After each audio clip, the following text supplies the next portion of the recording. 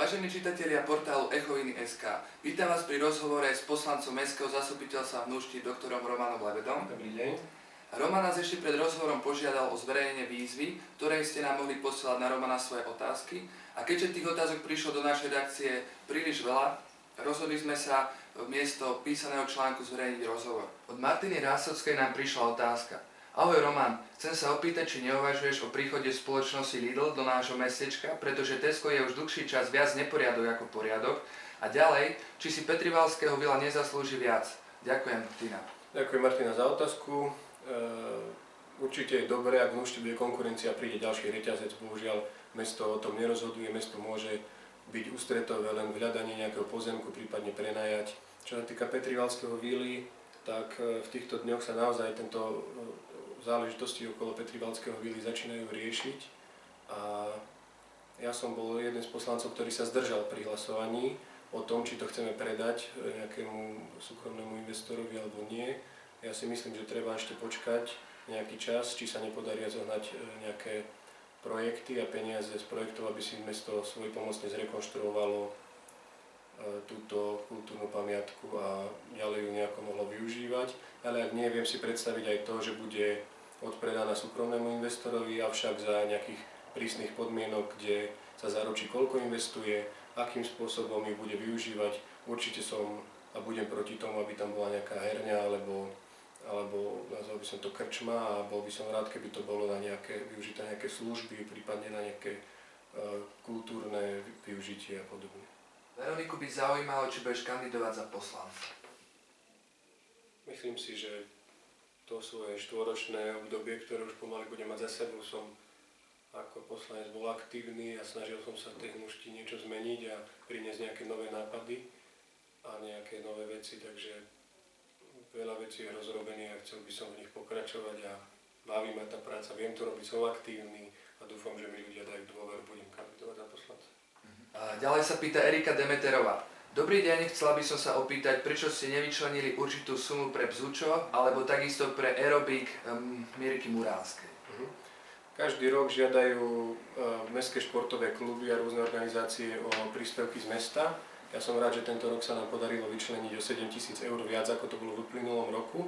Takže každá športová organizácia dostala viac peňazí ako minulý rok.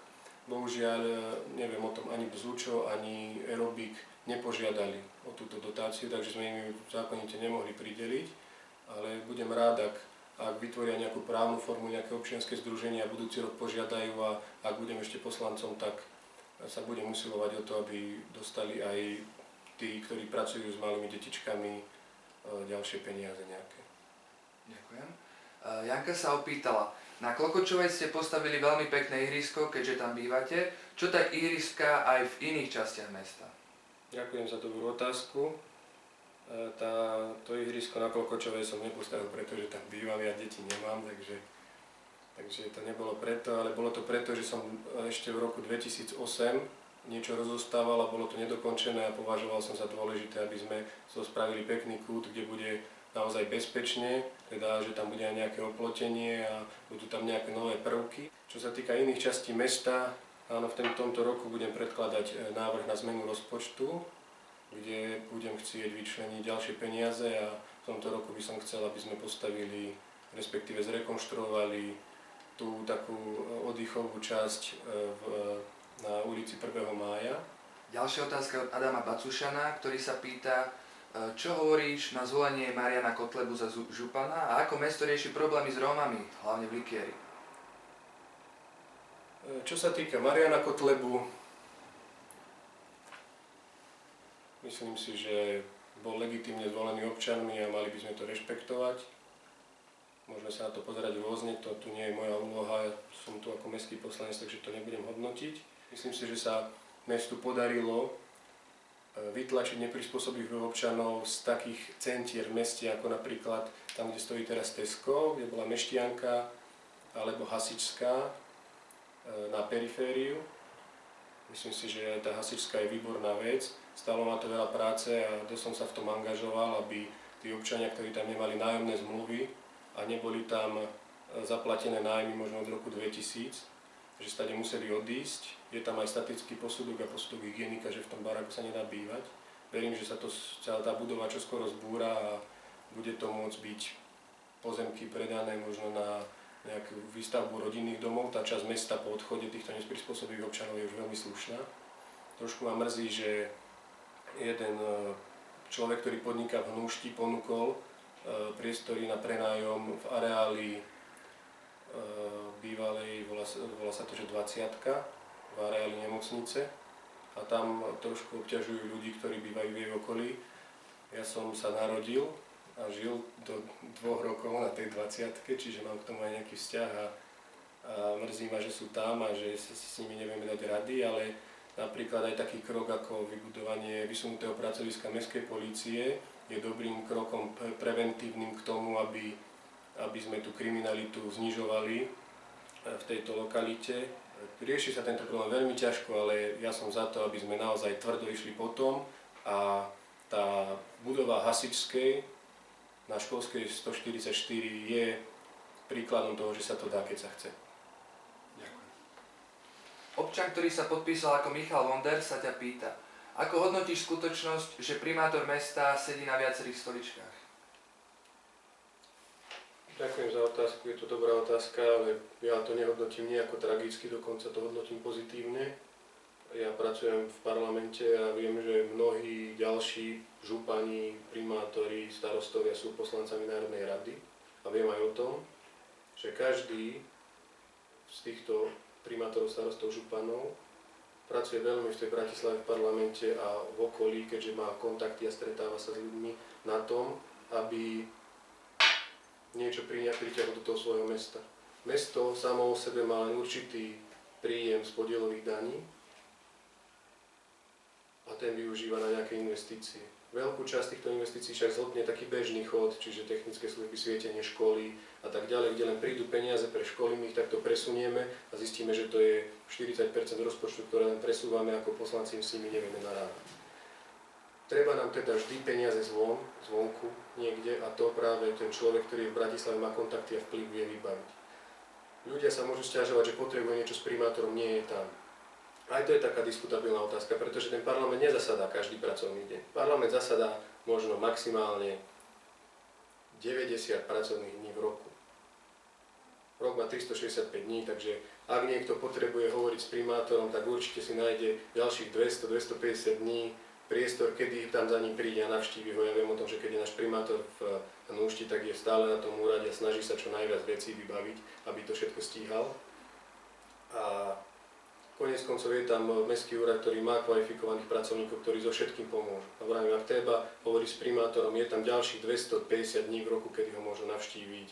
Oveľa horšie by bolo, keby sedel v Hnúšti na úrade a nič pre Hnúšťu nevybavil. My máme priemyselný park, ktorý potrebujeme silou mocou udržať a potrebujeme ho silou mocou doplniť ďalšími investormi, aby sme naozaj mali tú zamestnanosť, ktorá je prvorada pre občanov Hnúšti. A toto si myslím, že Michal Bagačka zo svojej pozície poslanca Národnej rady veľmi dobre drží a spĺňa. Ďakujem ti za odpoveď. Zuzana sa pýta, prečo dávame v Hnúšti prácu ľuďom, ktorí ani nie sú z Hnúšte?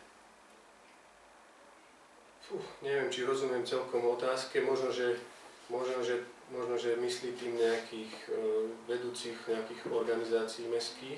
Samozrejme ideálne je, ak ten kandidát, ktorý kandiduje na nejakú pozíciu, poviem napríklad technické služby, je odborník a zároveň je z Hnúšti. To sa nám podarilo napríklad pri pánovi inžinierovi Báboľovi. Myslím si, že výsledky jeho práce z hľadiska technických služieb sú už po niekoľkých mesiacoch práce vynikajúce. Ale vôbec sa nebránim tomu, aby to bol niekto z Rimavskej Soboty, z Banskej Bystrice, zo Žiliny, je to jedno.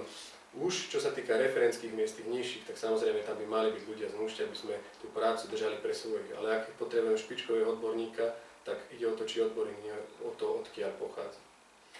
Pán František sa ťa pýta, ako skončil tvoj protest proti vysokým cenám tepla? Toto je taká zložitá otázka, ktorá je na možno ďalších 10 minút. Viem, že už sme v časovom sklze. Takže poviem len veľmi stručne.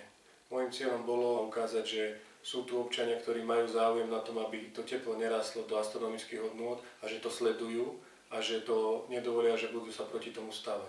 Som rád, že potom tá spoločnosť, ktorá dodáva teplo, pristúpila k tomu, že zorganizovala aj také stretnutie s občanmi, vysvetlila, ako sa tvorí cena tepla, prečo sú také ceny, aké sú a že tam vysvetlia niektoré zaujímavé informácie a to napríklad, že s tým, ako oni splácajú úvery, ktoré sú súčasťou tej ceny tepla, tak s tým by tá cena už nemala rásť do budúcna, takže síce teraz sa nám to môže zdať vysoké, ale do budúcna to už nebude rásť. V prípade, že to nedodržia a budú tie ceny rásť, tak ja budem opäť kričať ďalej. Viem, že aj ty chodíš do posilovne, tak určite vidíš, aké sú tam nevyhovujúce priestory. Chystá sa si niečo mesto robiť? Pýta sa ťa Lukáš Trocha. Lukáš, pozdravujem ťa, ďakujem pekne za otázku. Áno, viem, že tie priestory mestskej športovej hale sú úplne nevyhovujúce. Ľudia, hlavne po obede, je to tam pretlačené, sú tam spoločné dokonca prezliekárne, muži, ženy. Do budúcna vidím priestor na to, aby sa tá hala, ktorá je postavená možno že trošku nešťastne, nejakým spôsobom rozšírila. Viem si napríklad predstaviť, že by sa tá predná časť, kde je teraz bar, vytiahla trošku dopredu do toho parkoviska, celá presklená. V jednej časti by vznikol priestor pre nejakú kardio časť, ktorá by bola moderná. A tá druhá časť by mohla byť s tým, že ten bar by bol zachovaný v tej celej druhej časti, ktorá by bola tiež rozšírená, mal byť dostatočný priestor, lebo nejde o to len, že je krčma v športovej hale, ale ide aj o to, že tá krčma slúži ako výborná služba pre všetky podujatia, keď tam prídu hrať volejbal a tak ďalej, majú si rodičia, kde sadnúť, občerstviť sa, dať si kávu a tak ďalej. Čiže ja som za to, aby tam bol aj bar, aj väčšia posilovňa. Treba na tú investíciu hľadať v meste, ale myslím si, že by nebola až taká brutálna a že do budúcna sa nám to podarí. Mária sa ťa ďalej pýta, citujem, Pán Lebeda, musím pochváliť vaše aktivity, len škoda, že ste Smer. Smer. Ďakujem za otázku, teda nejaký dotaz. Myslím si, že v komunálnej politike nerozhoduje nijak o tom, že kto je v akej politickej strane. Čo sa týka nášho zastupiteľstva, ja musím povedať, že si oveľa viac rozumiem s nezávislými poslancami, napríklad aj s Mírom Bračom, ktorý je poslanec za stranu SAS, pretože sme mladí ľudia a máme taký záujem o také moderné napredovanie hnúšte a vôbec sa tam neriešia žiadne smerácké, nesmerácké veci, takže naozaj na tomto mieste asi by som aj chcel pochváliť aktivitu či Míra Brača, či Matúša Goliana, ďalších mladých poslancov. Veľmi dobre sa do toho dostali, aj keď ja som skúsený harcovník už v politike, dá sa povedať, a oni boli nováčikovia a myslím si, že naozaj tie návrhy, ktoré prinášajú veci, za ktoré hlasujú, sú výborné a ja podporujem všetky myšlienky, nech sú z akékoľvek strany a Smer tu nezohráva žiadnu úlohu. Ďakujem. Ďalšia otázka prišla od Janky, ktorá sa pýta, či sa ti dobre sedí na 8000-ových hlavičkách. Priznám sa, že túto otázku som čakal, dobre som sa na ňu pripravil. Tu treba povedať prvú zásadnú vec. Ja som za námestie v tomto, tak ako vyzerá, nehlasoval. To uznesenie bolo schválené 26. augusta 2009 a ja som sa poslancom stal až v decembri 2010. Takže ak niekto za to hlasoval, to boli tí minulí poslanci. Tým ale nechcem povedať, že to odsudzujem. Možno, že odsudzujem to, že si to minulé zastupiteľstvo, možno, že vedenie mesta, možno, že nedalo celkom pozor na to, aby tam takéto veci neboli. Ale samozrejme viem sa vžiť do ich situácie, dostanú na stôl nejaké papiere, kde im povedia, takto to bude vyzerať, budete spolufinancovať iba 5%, nič navyše vás to nebude stáť. Potom vysvetne, že sú tam nejaké neoprávnené výdavky, kde tam nejaký šikovný projektant, alebo neviem kto, vsunul nejaké lavičky za 8 000 eur. A keď je projekt schválený, tak nám príde, že to boli neoprávnené výdavky a musíme ich doplatiť. Problém je, že bez nich sa ten projekt nemohol realizovať. Takže my sme dostali na stôl takú vec, chceme ísť do toho, alebo nebudeme mať nič. Keď si zoberieme, že sme do toho investovali približne s 5% spolufinancovaním 200 000 eur a máme hodnotu, dajme tomu za 780, myslím, že 1000 bol ten projekt, tak si myslím, že každý občan v Núšte by za to zahlasoval, keby tam sedel namiesto tých poslancov. Ďalšiu otázku sa dotyčne nepodpísal, znie, ako ste spokojní s mestskou políciou v Núšti? Ja ako predseda Komisie ochrany verejného poriadku úzko spolupracujem s mestskou políciou, takže neviem, či sa na to pozerám dosť objektívne. Ja vidím strašne veľa do toho a myslím si, že tá robota, ktorú oni robia, je vynikajúca, výnimočná. Ale stala sa mi taká situácia, mal som rozhovor s jedným človekom, ktorý není z Núšte a pôsobil 13 rokov ako príslušník mestskej polície v Rimavskej Sobote.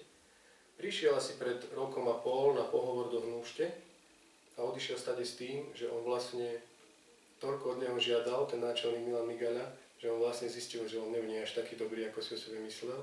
Povedal, že naozaj skutočne tá mestská polícia v Hnúšti je na vysokej úrovni. Ak sa to dozviem takto zvonka, tak sa tomu veľmi teším a myslím si, že je to tak. Milan to drží Migaľa tvrdou rukou a tí chlapi robia naozaj maximum, čo môžu. Možno, že do budúcnosti by sme mohli sa rozprávať aj o tom, či sa nájdú peniaze na to, aby bola nepretržitá prevádzka. A ja určite budem pomáhať mestskej polícii, keď bude pracovať tak, ako pracuje a naozaj Milan Migaľa hold robí si svoju robotu dobre. Nehovoriac o tom, že robí aj rôzne bočné aktivity a to je prevencia na školách veľmi na vysokej úrovni. Dopravné ihrisko, ktoré bez toho, aby si žiadal nejaké peniaze od mesta, sám zohnal, sponzorsky vybudoval. To sú naozaj veci, ktoré treba pochváliť. Roman, ja ti ďakujem za zodpovedanie otázok a nestihli sme zodpovedať všetky, prišli nám do redakcie naozaj obrovské množstvo, ale ty si slúbil, že na tie, na ktoré sme nestihli zodpovedať, že zodpovieš osobne e-mailom. Odpoviem e-mailom na všetky tie otázky. Ja sa chcem poďakovať za takúto možnosť.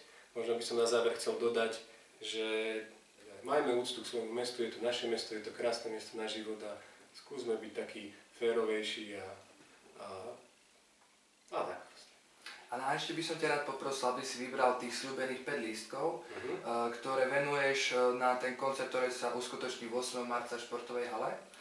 A vyžrebuješ, alebo vlastne vyberieš 5 otázok z tých, ktorí ti prišli.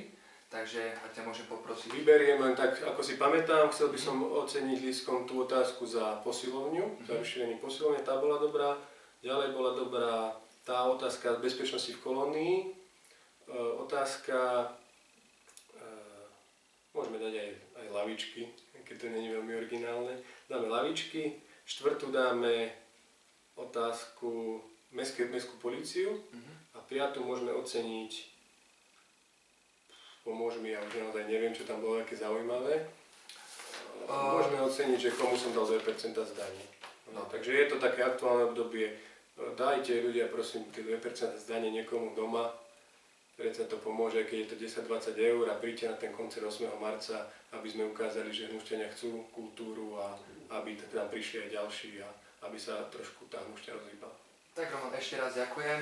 Ďakujem. A vám ďakujem za pozornosť a prajem vám pekný deň.